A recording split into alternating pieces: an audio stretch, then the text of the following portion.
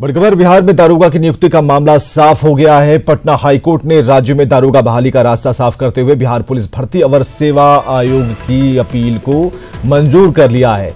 Chief justice AP शाही की खंडपीठ ने आयोग और अन्य की अपीलों पर सुनवाई पूरी कर ली है और फैसला सुरक्षित रखा था, जिसे आज सुनाया गया। हाईकोर्ट ने एकल पीठ के उस आदेश को रद्द कर दिया जिसमें दारोगा बहाली के लिए ली गई मुख्य परीक्षा के परिणाम की त्रुटियों को सुधारते हुए नए सिरे से परिणाम निकालने का निर्देश दिया था। अब आयोग द्वारा दारोगा बहाली के लिए घोषित मुख्य परीक्षा के परिणाम पर आगे की बहाली प्रक्रिया जारी रहेगी और कोर्ट के इस फैसले के बाद वैसे प्रतिभागियों को राहत मिलेगी जिन्होंने मेंस की परीक्षा को क्लियर कर लिया था।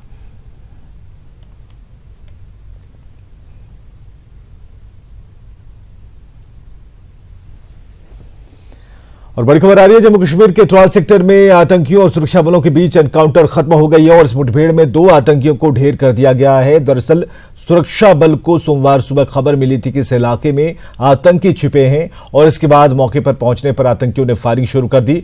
मुठभेड़ में सेना, सीआरपीएफ और एसओजी की संयुक्त टीम शामिल रही।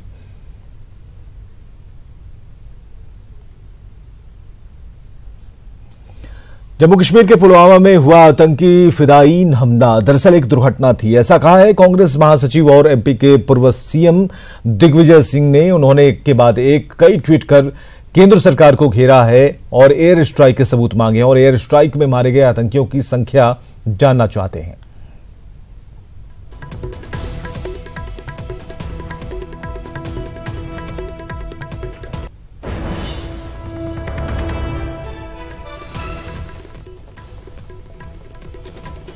चिन्ह खड़े करना, उसके मनोबल को गिराना, ये उचित नहीं है। सारा देश गर्व से भरा हुआ है कि पहली बार ऐसा हुआ है जब एलओसी क्रॉस करके आतंकवादियों के प्रशिक्षण केंद्र को उड़ा दिया गया है।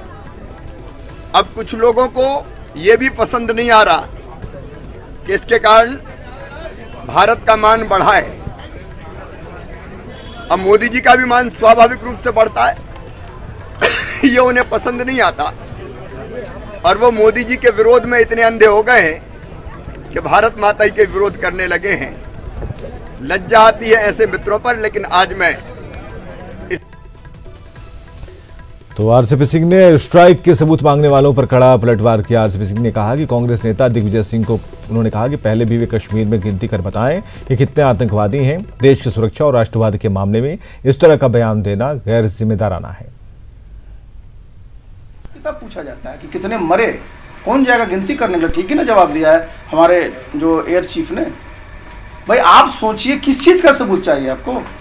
आपके यहाँ वहां से क्रॉस बॉर्डर टेररिज्म हो रहा है, वहां से आतंकी आ रहे हैं, जाके पहचाने ना दिग्विजय सिंह। कश्मीर में कितने आतंकवादी हैं जरा गिने दिग्विजय सिंह। मैंने समझिए बहुत ही घटिया सोच है। और देखिए कम से कम राष्ट्रवाद के मामले में और देश की सुरक्षा के मामले में इस तरह के जो है गैर जिम्मेदाराना जब नहीं देना चाहिए। तो केंद्रीय विदेश राज्य मंत्री वीके सिंह ने एयर स्ट्राइक का सबूत मांगने वालों पर निशाना साधा है। केंद्रीय मंत्री ने कहा कि जो लोग सबूत मांग रहे हैं उन्हें वहां भेज देना चाहिए, वो आतंकियों की लाशें गिनकर आ जाएंगे। उन्होंने कहा कि ये फिजूल की बातें और देश के लोगों को ध्यान भटकाने के लिए सियासत की जा रही है। वीके सिंह ने दिग्विजय सिंह के उस बयान पर निशाना साधा जिसमें उन्होंने पुलवामा हमले को महज दुर्घटना बताया। वीके सिंह ने कहा कि दिग्विजय सिंह पहले ये बताएं कि राजीव गांधी की हत्या आतंकी घटना थी या फिर दुर्घटना। जो बोल रहे हैं उनको वहां पर भेज देते हैं, वो गिन के आ जाएंगे। एक तरीका तो ये। दूसरा तरीका ये कि जो आप इमेजरी करते हैं उसके बेसिस के ऊपर, जो आपके पास खबर है उसके बेसिस के ऊपर आप आंकलन करते हैं कि ये है और वो नंबर लोगों को बता दिया जाता है। एग्जैक्ट तभी पता चलेगा जब आप वहां पर होंगे। ये फिजूल की बातें हैं। जनता का समय व्यर्थ करने के लिए, सिर्फ राजनीति करने के लिए, और इनसे बचना चाहिए। भारतीय सेनाएं संविधान की रक्षक हैं, देश की सीमाओं के रक्षक हैं। जिस तरह की फिजूल बातें की गई उनका ना सिर है, ना पैर है, ना कुछ और है। आतंकी घटना को आप दुर्घटना बता दें,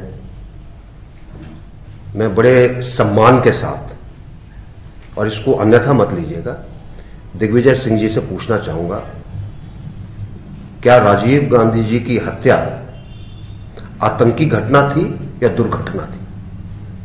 इसका वो जवाब दे दें, उसके बाद हम आगे चलें।